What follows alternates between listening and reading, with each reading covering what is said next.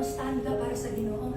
But especially after I preached about the preaching na even if, isa dito sa mga butang ni hit yun sa akong heart na in prayer, one of the things I pray is, Lord, may I be rejected so that I will always draw back to you.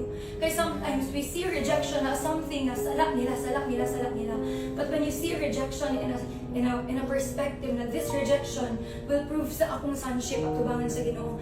Kaya kung dili ko ma-reject, dili ko masama sa prodigal son nga makabalik sa amahan. Amen. Kung dili ko ma-reject, dili ko masama sa usa ka tao nga mo humble, humility sa iyang atubangan. And the greatest sacrifice sa Ginoo, dili ang offering, dili lang kung unsa ang imuhang mag-give, not just that. Well, yes, that is a good sacrifice, but the sacrifice He desires is a broken spirit. That's why the prayer nga, Lord, may I be broken, because if this brokenness leads me to you, then I will have a revelation of who you are. Kaya sometimes, maagi mo at different situations in life, kaya different mo ang pag-reveal sa Ginoo kung kinsa siya sa atuha. Maybe sa unang season sa iyong life, like this, rejection. Ang iyahang pag-reveal sa iyang self sa imo is siya ang imuhang shelter, siya ang imong fortress. But what if that rejection kay naglisod ka og manage anak, naglisod ka og handle anak nga, nakabuhat ka og mistake, maka-reveal na po siya sa iyang self sa imo as someone who is full of mercy, someone who is full of grace. Same sa disciples.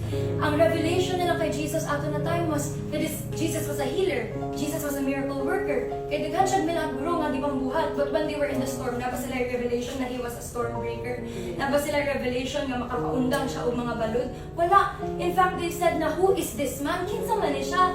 Nga pati ang wind, pati ang waves, mo-obey man sa iyaha. So we go through that rejection. Why? Because He will reveal who He is sa imong life. You're just not opening your eyes to see what He is teaching you. We are always asking, why? But we're not opening our eyes na, Lord, this rejection is actually pulling me closer sa imuha. And sometimes rejection comes tungod sa atong past. Sa past na, especially family, friends, nga, nahitabo sa atuha. But now, na made alive to with Jesus, your past should be part of your story, but never let it be part of your identity. Amen. Because when you let Right. rejection become your identity, walay fruits na mamunga anak. But when you let rejection become part of your story, there are so many rejected people na ma-share ni mo na, that is what I've gone through before. That is what I was fighting. That was what I was facing before.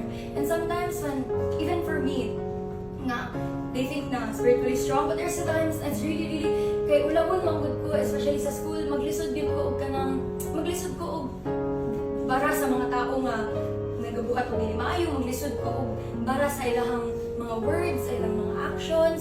But mao po na akong ginapray nga, Lord, the Bible says, when ma-crush na ay oil, so Lord, i-crush ko para na ako'y oil enough sa school, na ako'y oil enough sa ministry, na ako'y oil enough ani. Kaya kung wala ang crushing, kung wala ang rejection, wala ang oil. Kung wala na ito gi-reject si Jesus, kung wala siya gi-reject sa mga tao ato na time, wala crucifixion, wala resurrection sa ato. We need to be rejected by the world in order to be made one sa ilaha.